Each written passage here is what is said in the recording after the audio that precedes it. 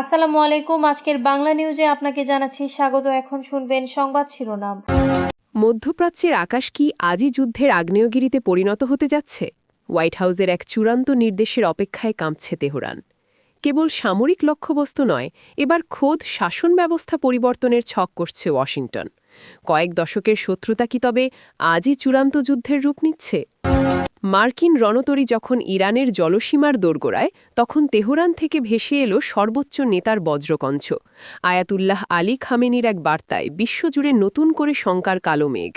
আলোচনা নাকি সর্বাত্মক প্রতিরোধ, কোন পথে যাচ্ছে ইরান? খামেনির এই হুঁশিয়ারি কি ওয়াশিংটনের আক্রমণাত্মক পরিকল্পনা রুখতে পারবে? মুহূর্তের মধ্যে বারুদের স্তূপে পরিণত হল পাকিস্তানের 12টি গুরুত্বপূর্ণ শহর। অতর্কিত এই সিরিজ হামলায় প্রাণ হারিয়েছেন ৮০ জন সেনা সদস্য। সীমান্তের ওপার থেকে আসা মদদ নাকি অভ্যন্তরীণ বিদ্রোহী গোষ্ঠীর পুনরুত্থান? পাকিস্তানের সার্বভৌমত্বের ওপর এই বড় আঘাতের নেপথ্যে কারা, জানুন বিস্তারিত। ধ্বংসস্তূপের নিচে আরও ৩১টি প্রাণ, যার মধ্যে বড় অংশই নিষ্পাপ শিশু। গাজায় কি কোনো নিরাপদ স্থান অবশিষ্ট নেই? মুহুর্মুহু বিমান হামলায় লণ্ডভণ্ড শরণার্থী শিবিরগুলো। বিশ্ববিবেকের নীরবতার সুযোগে মৃত্যুপুরীতে পরিণত হওয়া গাজার এই বিভীষিকাময় পরিস্থিতির শেষ কোথায়? ৪ বছরের রক্তক্ষয়ী যুদ্ধের পর কি তবে শান্তির সুবাতাস বইতে শুরু করেছে?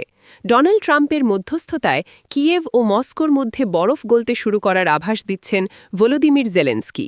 এই আলোচনা কি কেবল রণকৌশল, নাকি সত্যিই থামবে কামানের গর্জন? জেলেনস্কির এই নতুন আশাবাদে ইউক্রেনের ভবিষ্যৎ কোন দিকে যাচ্ছে? মধ্যপ্রাচ্য জুড়ে চলছে যুদ্ধের দামামা। ইরানে ব্যাপক হামলা চালানো হতে পারে বলে বারবার হুমকি দিয়ে আসছেন মার্কিন প্রেসিডেন্ট ডোনাল্ড ট্রাম্প। ইসরায়েলও চায় ট্রাম্পের মাধ্যমে ইরানের শাসন ব্যবস্থার পরিবর্তন হোক। অন্যদিকে ইরান সরকারও জানিয়েছে তারা দেশকে রক্ষার জন্য প্রস্তুত। ইরানে যে কোনো ধরনের হামলা পুরোপুরি যুদ্ধের সামিল হবে বলে ঘোষণা দিয়েছে তেহরান। এমন থমথমে প্রেক্ষাপটে চাঞ্চল্যকর প্রতিবেদন প্রকাশ করেছে মার্কিন সংবাদ মাধ্যম দ্য ড্রপ সাইট নিউজ। একাধিক সূত্রের বরাত দিয়ে সংবাদ মাধ্যমটি জানিয়েছে, মার্কিন সেনাবাহিনীর সিনিয়র কর্মকর্তারা মধ্যপ্রাচ্যে যুক্তরাষ্ট্রের এক প্রধান মিত্র দেশগুলোর নেতৃত্বকে জানিয়েছেন প্রেসিডেন্ট ডোনাল্ড ট্রাম্প চলতি সপ্তাহান্তেই ইরানের বিরুদ্ধে সামরিক একটি হামলার অনুমোদন দিতে পারেন। মিত্রদের মার্কিন কর্মকর্তারা জানিয়েছেন, রোববার ১ ফেব্রুয়ারি থেকেই ইরানে যুক্তরাষ্ট্র হামলা শুরু করতে পারে। যুক্তরাষ্ট্রের সাবেক এক শীর্ষ গোয়েন্দা কর্মকর্তা বলেন, এটি ইরানে পারমাণবিক বা ক্ষেপণাস্ত্র কর্মসূচি নিয়ে নয়, এটি মূলত সরকার পরিবর্তনের বিষয়। এই কর্মকর্তা বর্তমানে আরব সরকারগুলোর পরামর্শক এবং মধ্যপ্রাচ্য বিষয়ে ট্রাম্প প্রশাসনের একজন অনানুষ্ঠানিক উপদেষ্টা। নাম প্রকাশে অনিচ্ছুক এই কর্মকর্তা নিশ্চিত করে বলেছেন, ইরানের পারমাণবিক স্থাপনা, ব্যালিস্টিক ক্ষেপণাস্ত্র ও অন্যান্য সামরিক স্থাপনায় হামলার পরিকল্পনা করছেন। সেই সঙ্গে ইরানি সরকারের শিরশ্ছেদ করার লক্ষ্য নির্ধারণ করা হয়েছে, বিশেষ করে ইসলামিক রেভলিউশনারি গার্ড কর্পস বা IRGCর নেতৃত্ব ও সক্ষমতা ধ্বংস করা। সূত্রের বরাতে খবরে বলা হয়েছে, ট্রাম্প প্রশাসনের বিশ্বাস, ইরানের শীর্ষ নেতৃত্বে সফল হামলা হলে সাধারণ মানুষ রাস্তায় নেমে প্রতিবাদ শুরু করবে। এতে শেষ পর্যন্ত সরকার উৎখাত হবে। যুক্তরাষ্ট্রের সাবেক এই গোয়েন্দা কর্মকর্তা বলেছেন, ইসরায়েলি প্রধানমন্ত্রী বেনিয়ামিন নেতানিয়াহু ইরানে হামলার আশা ব্যক্ত করছেন। তিনি ট্রাম্পকে নিশ্চিত করেছেন যে ইরানে নতুন সরকার আনতে তারা সহযোগিতা করতে পারবে এবং এই নতুন সরকার পশ্চিমাদের বন্ধু হবে। যুক্তরাষ্ট্রের সঙ্গে চলা উত্তেজনা এবং সামরিক মহড়ার মধ্যে যুদ্ধ নিয়ে সরাসরি হুঁশিয়ারি দিয়েছেন ইরানের সর্বোচ্চ নেতা আয়াতুল্লাহ আলী খামেনি। তিনি বলেছেন, তেহরানে ওয়াশিংটনে হামলা করলে তা পুরো অঞ্চলে সংঘাতে রূপ নিবে। দেশটির অর্ধসরকারি সংবাদ সংস্থা তাসনিম নিউজ এ তথ্য নিশ্চিত করেছে। খামেনি বলেন, আমেরিকানদের জানা উচিত যদি তারা যুদ্ধ শুরু করে তাহলে এবার এটি একটি আঞ্চলিক যুদ্ধ হবে। ৮৬ বছর বয়সী খামেনির মন্তব্য এখন পর্যন্ত তার সবচেয়ে সরাসরি হুমকি। তেহরান সতর্ক করে দিয়েছে, মার্কিন প্রেসিডেন্ট ডোনাল্ড ট্রাম্প যদি ইরানে হামলার নির্দেশ দেন তাহলে তারা ইসরায়েল এবং মধ্যপ্রাচ্যে আমেরিকার সামরিক সম্পদকে লক্ষ্যবস্তু করবে। এর আগে গতকাল ট্রাম্প বলেছিলেন, ইরান ওয়াশিংটনের সাথে গুরুতরভাবে কথা বলছে।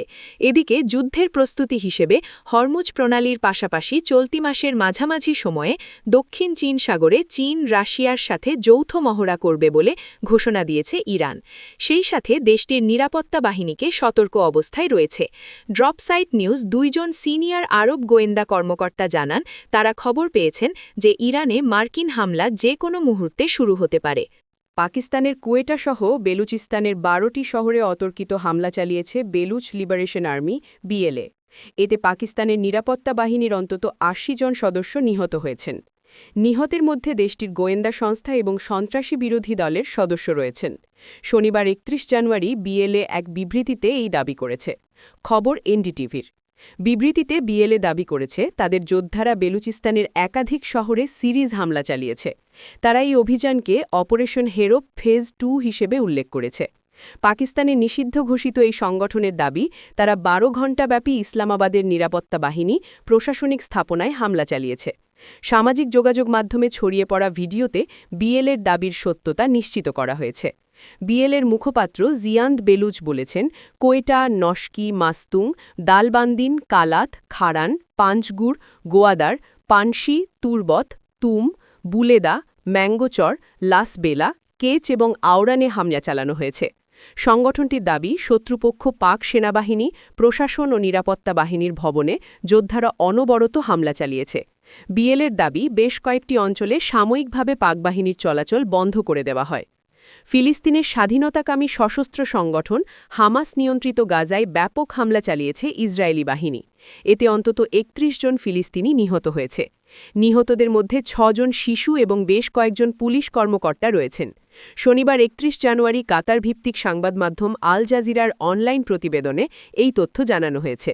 খবরে বলা হয়েছে রাফা সীমান্ত খুলে দেওয়ার একদিন আগে এই হামলার ঘটনা ঘটল। মেডিকেল সূত্র আল জাজিরাকে জানিয়েছে খান ইউনিসের উত্তর পশ্চিমের মাওয়াশি এলাকায় শনিবার শরণার্থীদের তাঁবুতে হামলা চালায় ইসরায়েলি বাহিনী। এতে অন্তত ৭ জন নিহত হয়েছে, তাদের মধ্যে ৩ জনই শিশু। খান ইউনিসের নাসের মেডিকেল কমপ্লেক্সে নিহতদের দেহ নেওয়া হয়েছে। এছাড়া রেমালে এক অ্যাপার্টমেন্টে ইসরায়েলি বাহিনীর হামলায় অন্তত ৫ জন ফিলিস্তিনি নিহত হয়েছেন। এছাড়া হামলায় আরও ৮ জন ফিলিস্তিনি আহত হয়েছেন। ইসরায়েলি বাহিনীর সর্বশেষ এসব হামলার নিন্দা জানিয়েছে জাতিসংঘ। ইউক্রেন যুদ্ধ অবসানের লক্ষ্যে পরবর্তী শান্তি আলোচনার নিয়ে মার্কিন যুক্তরাষ্ট্রের কাছ থেকে আরও বিস্তারিত তথ্যের অপেক্ষা করছেন দেশটির প্রেসিডেন্ট ভ্লাদিমির জেলেনস্কি।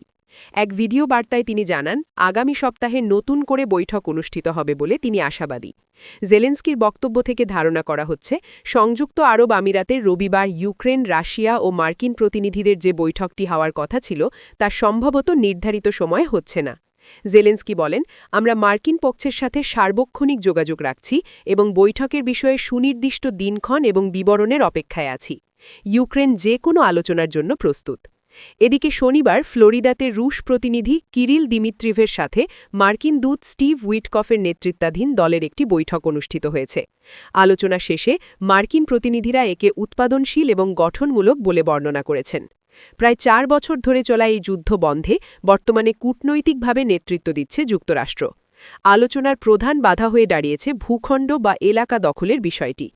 মস্কোর দাবি রাশিয়া ডনবাস অঞ্চলের পূর্ণ নিয়ন্ত্রণ দাবি করছে, এমনকি যেসব এলাকা তাদের দখলে নেই। ইউক্রেন রাশিয়ার এই দাবি সরাসরি প্রত্যাখ্যান করেছে। রুশ নীতিনির্ধারক ইউরি উশাকভ জানিয়েছেন আলোচনার ক্ষেত্রে ভূমি একমাত্র ইস্যু নয়, আরও অনেক অমীমাংসিত বিষয় রয়েছে। কিয়েভ বর্তমানে পরবর্তী দফার আলোচনার জন্য প্রস্তুতি নিচ্ছে।